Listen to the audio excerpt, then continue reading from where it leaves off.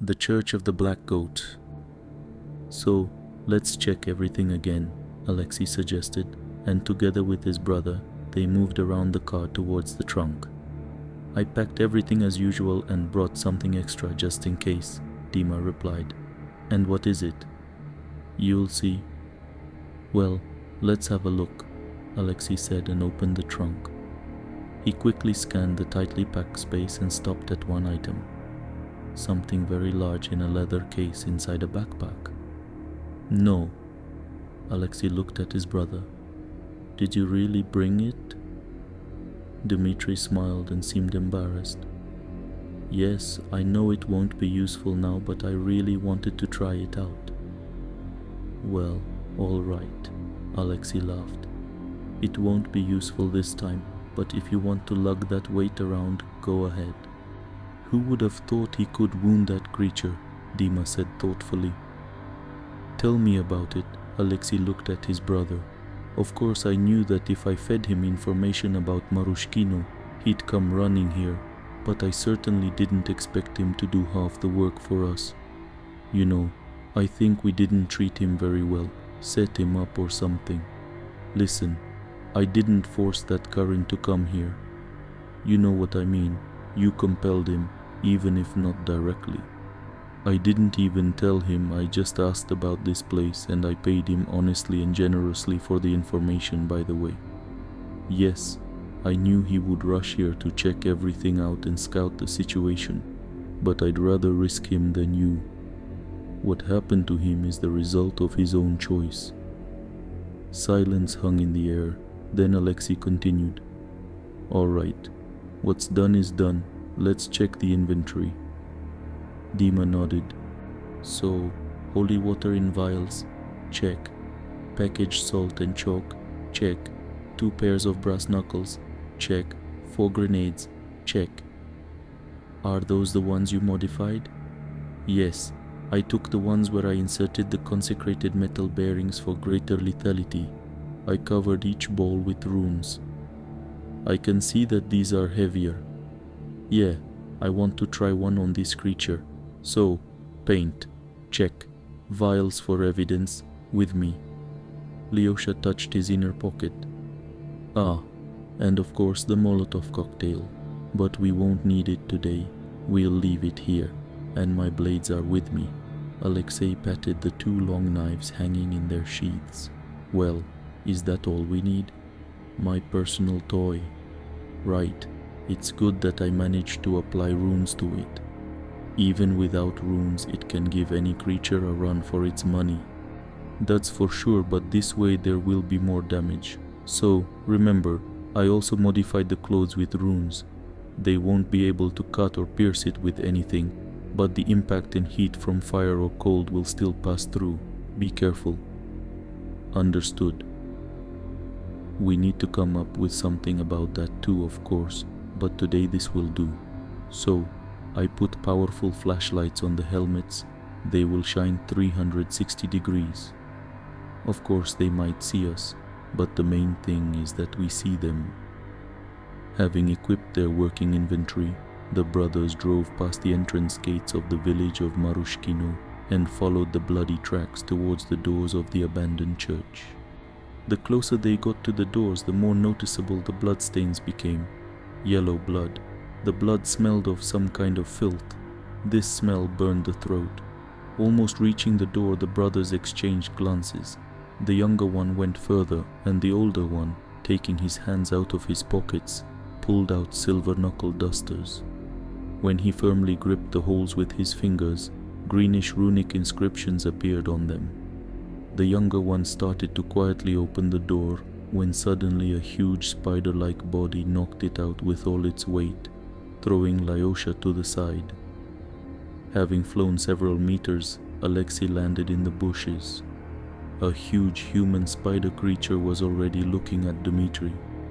He, looking at the appeared monster, only smiled. Lightly loosening his neck and relaxing his arms, Dima darted at his enemy. The spider emitted a loud, drawn-out, clicking shriek and also lunged towards its opponent. Man and hellish spawn rushed towards each other. The spider raised its sharp leg to deliver the first blow, but Dmitry was faster.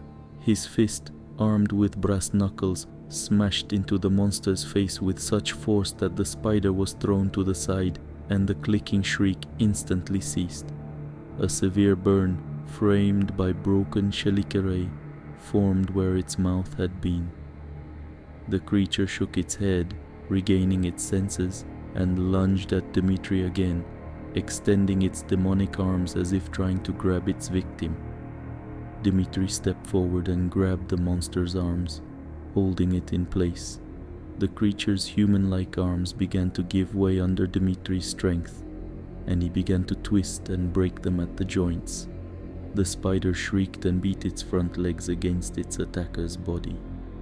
But each time its sharp legs touched Dmitry's body, the military jacket on the man glowed with runes, and emitting a green glow, scattered into sparks.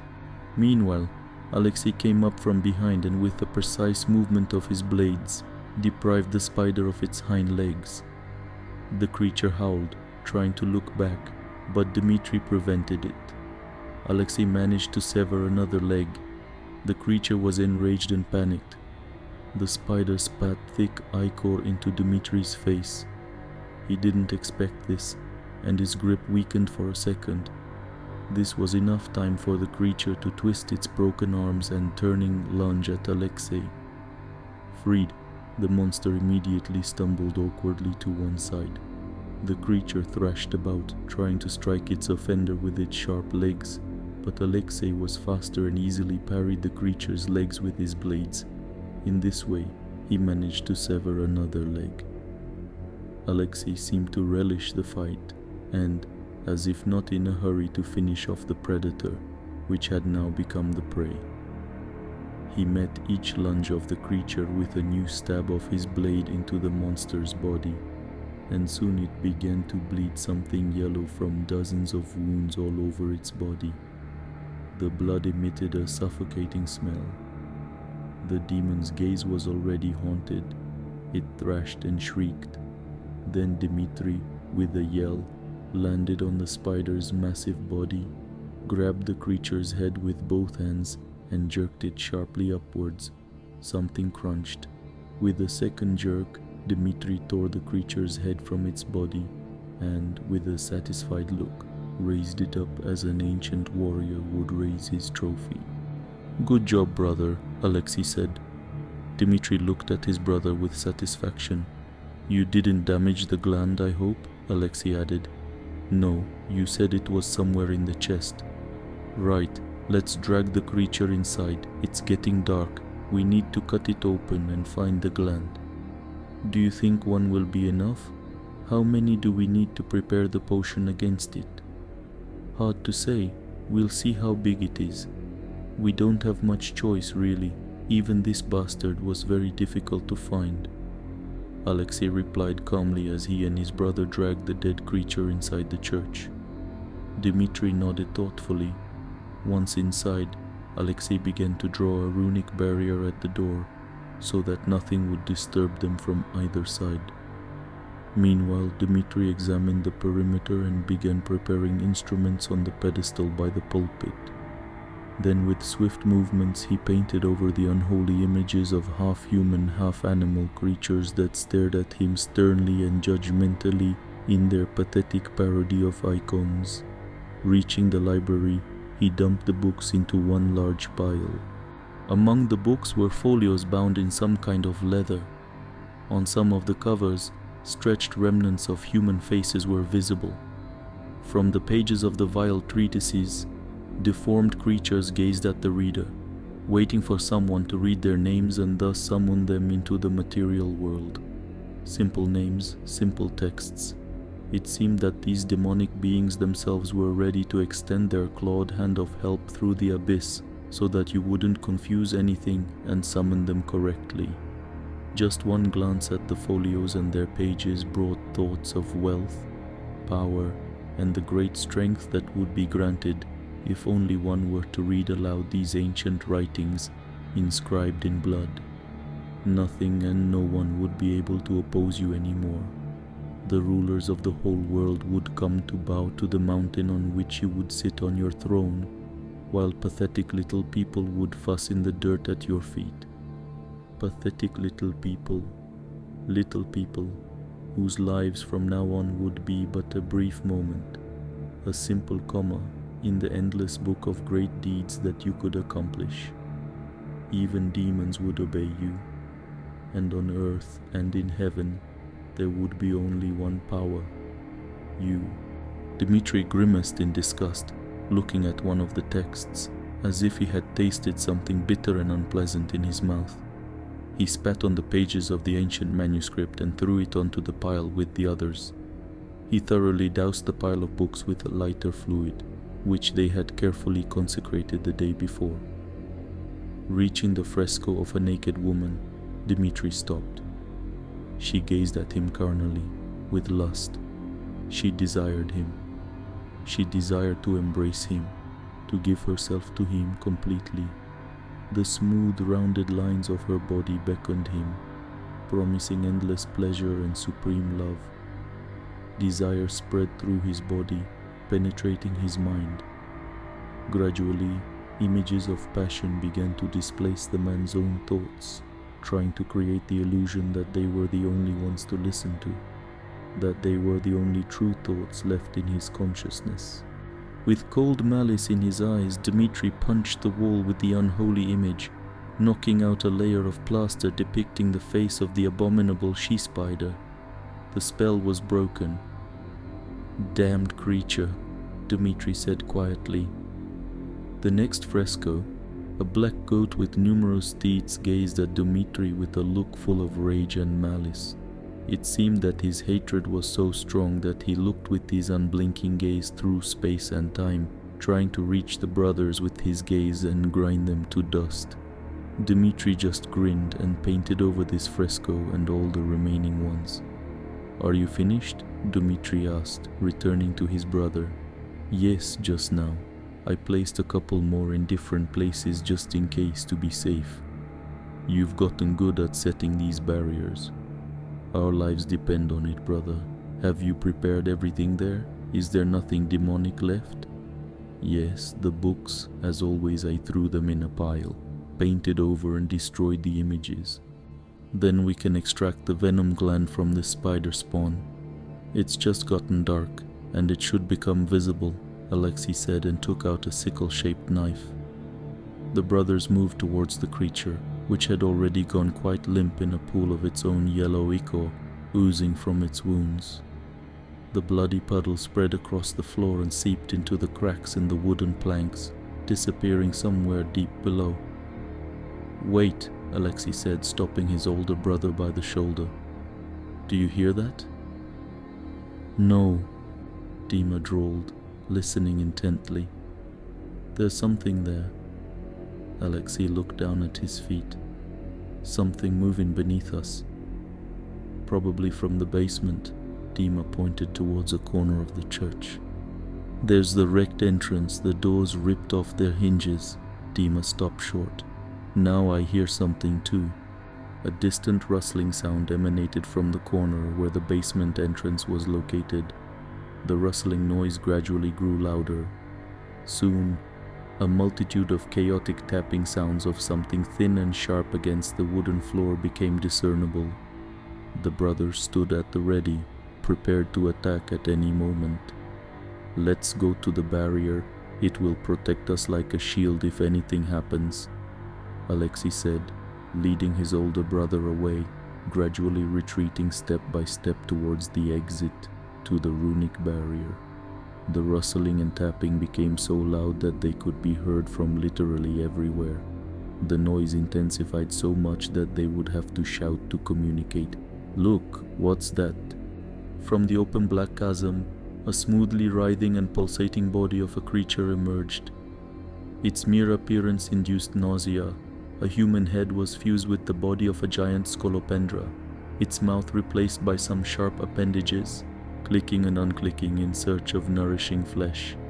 Chitinous antennae-like protrusions stuck out from the face, probing the air and the ground ahead with such speed that a peculiar sound echoed through the air from the velocity and whipping motion of their movements. Behind the head, without a neck, were human arms with long fingers ending in dense, thick claws. Quickly scurrying with 100 small, sharp legs, the monster crawled out and moved towards the brothers. They slowly retreated to the barrier in an attempt to protect themselves somehow. Following the first creature, 2 more of the same kind emerged and also moved through the church, but not towards the brothers, but in the direction of the arachnid's corpse. The brothers were already standing on the other side of the barrier that Alexey had erected, and the first creature was beating against it, unsuccessfully knocking greenish flashes out of the air. "Dima, they're taking him. We have to stop them. And we can't get the potion without his gland. No way, there's no turning back," Alexey shouted and rushed forward after the arachnid's corpse, which was being dragged by huge crawling creatures into the black abyss of the basement. Quickly darting past the creature thrashing against the barrier, Lyosha attracted its attention. It quickly twisted its tail, which also had long chitinous whip-like antennae, preparing to strike. Dima, with all his might, stepped on the tip of the disgusting creature's tail, preventing it from hitting his brother. The creature emitted a loud, drawn-out cry of pain and momentarily curled into a tight ring. Very quickly, like a spring, the demon uncoiled its body with such speed that it struck Dima with its sharp tail with such force that, despite managing to block the blow with his hands, he was thrown into another corner of the church, the very one corner Alexey was running towards. The other arthropods had already completely dragged the arachnid into the opening. Where his clothes were covered by the barrier, Dima felt only a monstrously powerful blow, but in areas where there was no protection, the skin was torn. Part of his cheek was ripped from the bone, and the flesh on his left wrist was exposed. Meanwhile, a wave of some new mutated half-humans poured out of the hole in the floor. Arms and horns protruded from their bodies. Some had bird-like beaks instead of mouths, and many had extra legs. Some had clearly non-functional wing-like appendages sticking out here and there from their torsos. With roars, howls and screeches, they rushed at Dima, but Alexey was already there, slicing the heads off the 2 nearest mutants. Their bodies twitched for a moment, then simply collapsed to the floor. Pulling his brother to his feet and cutting down the mutants running without any tactics or sense, Alexey shouted, "Get it out!" Dmitry, in one motion, slung over his back what he had been hiding from the very beginning, a huge 10-kilogram construction hammer. Covered in runes, it glowed with a greenish light, which gave hope to the brothers' hearts. "I need space," Alexey yelled. Dmitry, with swift, sweeping movements, struck in a circular motion, literally exploding the bodies of the oncoming mutants. Their body parts and heads burst like ripe berries at the mere touch of his hammer. Dmitry's terrifying power made the wave of attackers falter for a second, and it seemed they would retreat, but the loud shriek of a humanoid scolopendra brought them to their senses, and they rushed back into the attack, led by the enormous insect. This gave Alexey enough time to prepare a grenade for throwing, and it flew into the opening from which the creatures were emerging. An explosion sounded, and a stream of yellow innards gushed upwards. This time, even the pulsating creature flinched. Alexey pointed to one of the magic circles he had made earlier. "Quick, here." As soon as the brothers were inside the barrier, Alexey threw a second grenade into the crowd of attackers who had already swarmed the protective circle. The scolopendra, pressed against the floor, curled into a ball and covered itself with smaller mutants. Although this saved it, it still sustained damage. The steel, consecrated balls, covered in runes, pierced it through in places. The explosion stunned the remaining attackers who could still stand. Then Dima rushed into the attack and tore them apart with his bare hands. Then he raised his hammer and with all his might struck the long pulsating half-insect, which had managed to get up and stretch to its full height. The blow landed on the creature's body, but it parried it, describing a quick arc in the air. Finding itself behind Dmitry, it struck him with such force that it pinned him to the floor. At that same moment, the sharp appendages of the monstrous creature's mouth plunged into Dmitry's back and injected venom. Alexey was there in a flash and severed the insect's head, part of its torso and arms. The creature's torso began to writhe, and yellow ichor sprayed from it, covering everything around. Alexey struck several more blows, chopping the creature into several more pieces. Gradually, it quieted. Alexey approached his brother. "Hold still, I'll collect the venom." Taking out a small glass vial, he used a syringe to collect the venom from his brother's back and returned the vial to his pocket. "This might come in handy," Alexey said, and extended his hand to Dima. He, accepting his brother's hand, rose with some difficulty. "Your barrier saved me again," he smiled, and blood appeared on his lips. "Yes, it prevents cuts, but the force of the impact and the heat still get through. We need to fix this somehow." They dragged him away, and the gland with him. "We need to go get it back. It's the only way to defeat She-Spider," Alexey replied. Dmitry nodded grimly. Finishing off the remaining groaning mutants and exchanging the last of their grenades, the brothers, lighting their way with headlamps, descended into the basement. The trail of blood left by the dragged arachnid was clearly visible in the light. Alexey walked ahead and led the way, while Dmitry, covering from behind, kept his hammer at the ready, which glowed reassuringly with a steady green light. After descending several floors down wooden stairs, the brothers came to steps already laid out of stone. Descending them, they saw a huge arched opening, the height of a 7-story building and about 13 meters wide. Torn metal shutters lay nearby, bent and scratched. It seemed as if they had been subjected to a powerful impact for hundreds of years. This gigantic structure, built by unknown hands in unknown times, prompted the thought, from whom were such massive bolts created?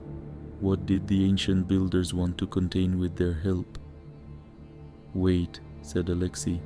"I'll put a barrier here just in case. I still have chalk and salt for this." The brothers continued their descent into the abyss, silently but inexorably sinking into ever greater darkness. There was absolute darkness all around, and only somewhere far in the depths of the cave could light be seen. The stone stairs were not entirely convenient for movement. The height of the steps suggested that they were created for the movement of something large, something that would be uncomfortable stepping at the height of a human stride. Human convenience was clearly not a priority here. Descending lower and lower down the spiral staircase built around an ancient stalagmite, the brothers gradually found themselves before a massive shaft. The entrance to the shaft was framed by enormous columns that reached the very ceiling. The brothers hid behind one of them to look around. The grotto was clearly artificial, as evidenced by the right angles between the walls and the ceiling. The chamber was a huge perfect cube with numerous entrances and exits. A straight staircase without railings, built of square blocks of stone, led down. The floor and walls of the gigantic room were covered in some kind of magical patterns and inscriptions that emitted a reddish glow. A multitude of insect-like creatures of all kinds, colors, and shapes scurried below. Most of them resembled ants. The brothers saw centipedes dragging a dead arachnid towards a large circle carved into the stone in the middle of the square chamber. The circle appeared to be filled with blood. Something small and light brown lay inside the circle. It seemed to the brothers that it was emitting a hoarse squeak for help. "What is that there?" Dima asked, pointing at the circle. "It's a summoning circle. It looks like they've set up a local portal to hell here and are summoning demons directly into the bodies of living creatures." "And there, inside it, what's there?" Looks like some kind of cat or kitten, I can't tell. Alexey squinted. We have to save it, Dima replied seriously. Of course, brother, as Dad taught us, Lesha replied warmly. Will I be able to enter that circle? Yes, I think so. But first we need to destroy it. Otherwise, when we enter it, a demon will be implanted in us and we'll walk around like these freaks. And what's the best way to do that? We'll just chip away or erase the inscriptions on the floor. That will be enough. Such complex magic requires high precision, otherwise it won't work. Dmitry nodded in understanding. When they dragged the arachnid to the circle, they laid it next to the suffering little lump. Then the scolopendras roared together, as if summoning something.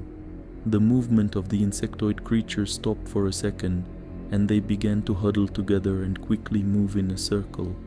The brothers began to carefully descend towards the arachnid, as close as they could while remaining unnoticed. The insect's call was answered. Some loud roar swept through the grotto. The insects quickened their pace in the circle. Knocks, similar to the sound of hooves, came one after another from the darkness, gradually intensifying.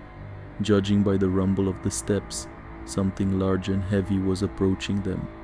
Gradually, a huge black goat emerged from the darkness with thick, coarse hair, which, however, was absent on its belly and chest. Dozens of teats were scattered across its body. Milk oozed from them, flowing down the dirty, littered folds of the black, woolly creature and dripping onto the floor. The insectoid human creatures ran in a circle, frantically rotating around the black goat with huge horns, and licked the milk from the floor, making disgusting smacking and giggling sounds. Reaching the circle, the goat shook its huge horns from side to side, as if inviting others to join it, and plopped its furry backside loudly on the floor. The insectoid people and scolopendras rushed to the goat, whose eyes burned with a bright red flame of anger and hatred. They clung to its huge, disgusting body, and crawling over it continuously, pulsating with their bodies, pressed themselves against the teats of the black goat and convulsively sucked milk, constantly pushing each other away. Licking the vile secretion that flowed down the goat's body, the creatures licked its thick black wool, leaving icicles glowing in the darkness. One of the scolopendras crawled to the huge, terrifying head and whispered something in the goat's ear. The goat-like creature's eyes lit up with even greater fire. It briefly scanned the room with its eyes and, staring directly at the brothers, roared loudly with a word very similar to the word strangers. The two remaining grenades were already flying towards the unholy creature and its disgusting offspring. The goat roared again, and the creature swarmed over it in a second, forming a solid shield with their bodies. This saved the black goat, but the explosion still reached its body, tearing it in places, revealing stinking flesh and causing streams of yellow blood to flow. Panic arose in the ranks of the abominable creatures. Many of them were torn to pieces, some staggered in a daze. Taking advantage of the moment, the brothers rushed forward, throwing vials of holy water at the goat and its brood. Alexey rushed straight to the arachnid, and Dmitry, with one blow of the hammer, tore out a huge piece of stone with inscriptions from the summoning circle, which immediately extinguished it. The goat roared and tried to get up, but due to the missing muscles in its leg, it stumbled and fell on its side. Its entire body was burned by the explosion and holy water. Alexey, with a swift movement, plunged the sickle-shaped dagger into the arachnid's chest. Dmitry, meanwhile, smashed the torn stone with the inscriptions so that the circle could not be restored, and looked at his brother. "I need a little time. Buy me some and save the kitten," Alexey shouted tensely. Dmitry rushed forward to the place where the circle had been. With one blow, he took off the heads and half the torsos of several creatures that stood in his way. He threw off his backpack and, kneeling down, unzipped it. With the hammer's butt, he smashed the head of a mutated creature with huge bulging eyes that ran up to him. Then he shoved the weakly resisting half-dead kitten into his backpack and zipped it up with one swift movement. The next attacker was already close, and its beak was already rushing towards Dmitry's face. Grabbing it by the very beak, Dmitry lifted the creature into the air and slammed the mutant's head against the stone floor with all his might. The demon's head shattered into pieces. Then Dmitry took the hammer and threw it in the direction of his brother, into the body of the demon that had already raised its clawed paw over Alexey, who was still carefully trying to extract the necessary gland from the corpse of the cursed arachnid. The hammer hit the demon perfectly in the chest, and it collapsed. Reaching his brother, Dmitry jammed his fingers into the demon's eyes and mouth, and with a single movement tore out a part of the attacker's skull. Raising his hammer, Dmitry again swung it in a wide arc and struck between the horns of the enormous goat, which, with a wild howl mixed with bleating, was already running at the brothers. The goat stopped and staggered. Dmitry turned back to his brother, grabbing another demon by the neck and snapping it. Alexey raised his short sword. Dmitry, turning, grabbed it by the hilt and delivered several stabbing blows to the goat's head, with the final blow plunging his weapon deep into the creature's eye. The sword got stuck somewhere in the bones of the goat's skull. The older brother's hand slipped, and he struck the enraged and howling goat several times in the face. Dmitry raised his hammer again, and with a wide swing, scattered the demons around him. The enormous black goat was already being dragged somewhere into the depths of the square grotto by the insectoid humanoid demons. The goat pointed at the brothers and let out such a roar that their ears rang. Crowds of demons, insect-like creatures, and mutants of all kinds rushed from everywhere. "Brother, there's no time," Dmitry shouted, swinging his hammer and smashing enemies. "Ready!" shouted Alexey, hiding the package with the glowing arachnid gland in the inner pocket of his jacket. Taking out the remaining vials of holy water, he hurled them towards the attackers, scolding them and forcing some to stop. It seemed that all the demons of hell had become enraged and rushed after the brothers, wanting to tear them to pieces. The enemy ran from everywhere, as far as the eye and the lighting could see. The brothers ran up the stairs, only occasionally slashing and crushing particularly nimble creatures. The hellish creatures shrieked, screamed, and tore at each other in an attempt to catch the fleeing intruders. All this screaming, noise, and din merged into a single cacophony of horror, into a wave that inexorably overtook the brothers. Reaching the enormous arch, the wave of creatures surged against an invisible wall.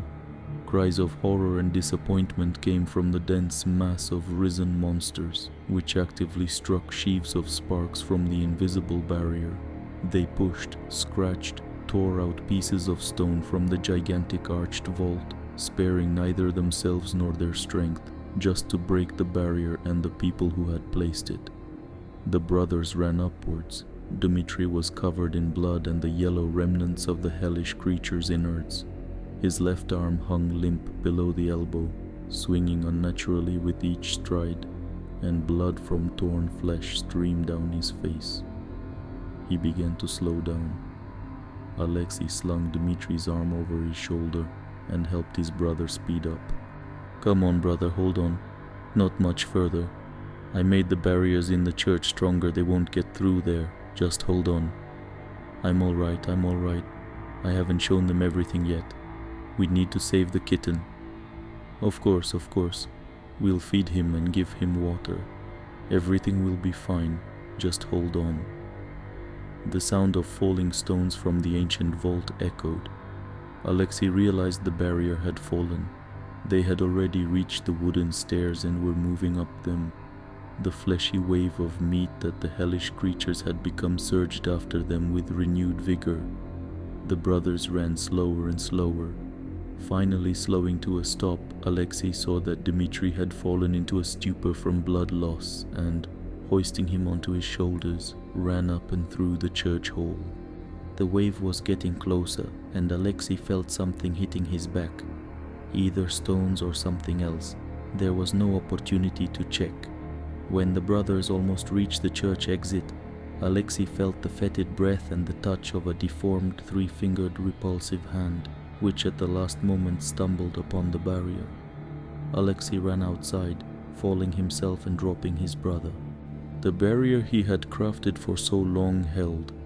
It didn't let them be seized. In impotent rage, the creatures tore at everything around them again, but they could no longer overcome this obstacle.